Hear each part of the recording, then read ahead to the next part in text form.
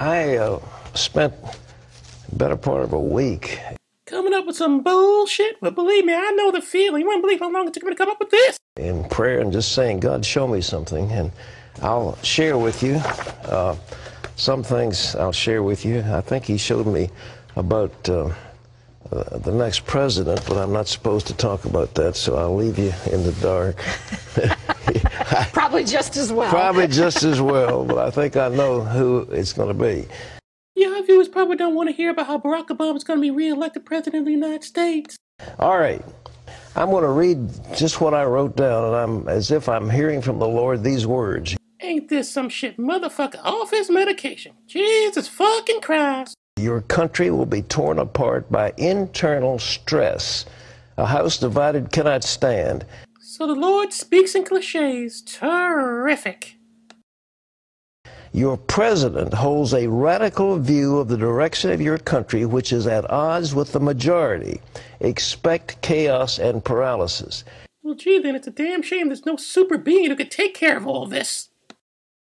Your president holds a view which is at the odds with the majority. It's a radical view of the future of the country, and so that's why we're having this division.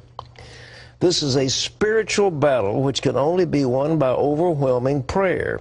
Prayer for what? Doesn't he already know this already? What could we possibly be praying for? He knows it already. The future of the world is at stake because if America falls, there's no longer a strong champion of freedom and a champion of the oppressed of the world. Yeah, fuck you, Sweden and Norway. There must be an urgent call to prayer.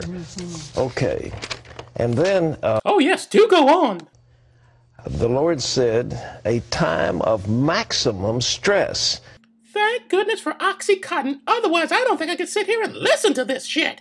This country will begin disintegrating. Now, I thought, when did we start this place? I started CBN in I think, 1960.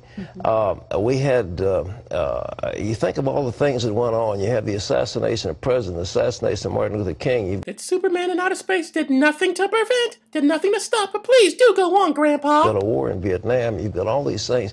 Yet all these things he did nothing to prevent, almost as if he wasn't there. Get it? He said it's a worse stress than before.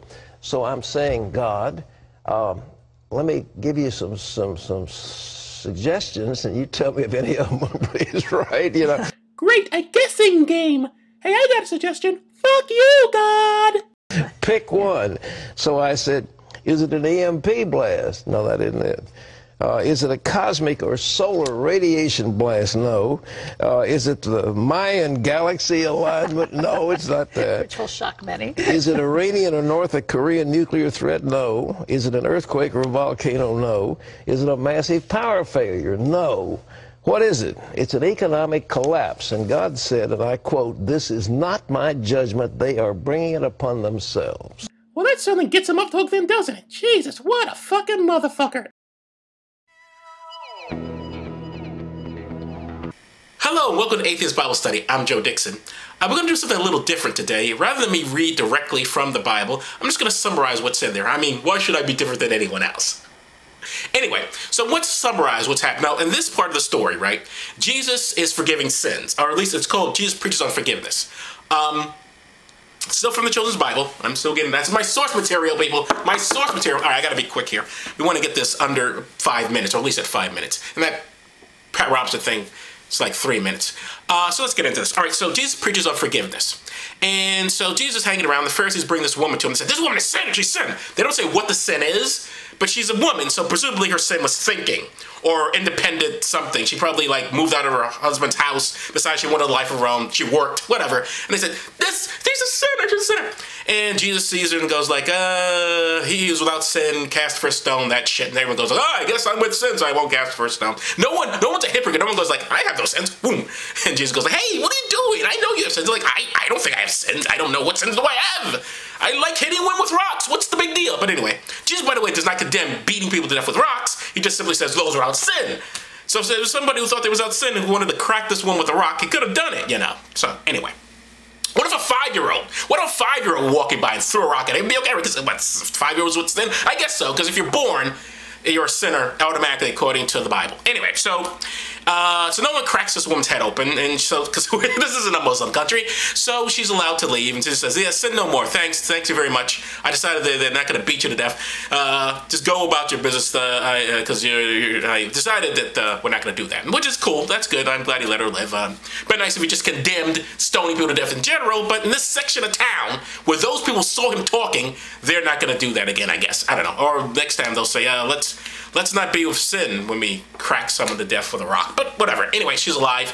And later, they take him to dinner, because that's what you do when you don't stone a woman to death. They go, "Hey, you want to eat?" And she said, "Yeah, I can eat."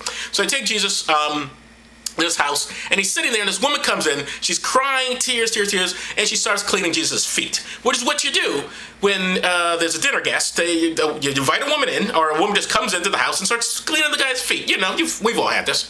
And so Jesus gets his feet clean, and everyone says, "Why are you having this woman's a sinner? Why are you having..." Every woman, by the way, in this section of the story is apparently a sinner. But anyway, she comes in, starts cleaning his feet. He's like, "This woman's a sinner. Why are you cleaning her? Let her clean your feet. Don't let her touch you." And Jesus says, "She is, look, no one else is anointing me. No one is cleaning my feet. She's coming in to clean my feet. Look how much faith she has." I don't know where the faith is in cleaning someone's fucking feet, but whatever. She cleans his feet, and with tears in her hair. She's using her hair. So, she's really sacrificing, because what chick is really going to use her hair to clean some dude's feet? I wouldn't, and I'm not even a chick. So I can understand why a woman want to do it. That's insane. So anyway, she's like, "Oh, clean your feet, Jesus, clean your feet." And he's like, "Oh, my feet so shiny and clean. I'm happy. Oh, you're without sin." So basically, this section of the Bible tells us that, one, if you want to get good with Jesus, clean his feet with your hair if you're a chick. And also, you can stone people to death, but only if you have no sin. All right, that's Atheist Bible Study for this week. Thank you very much. See you next week.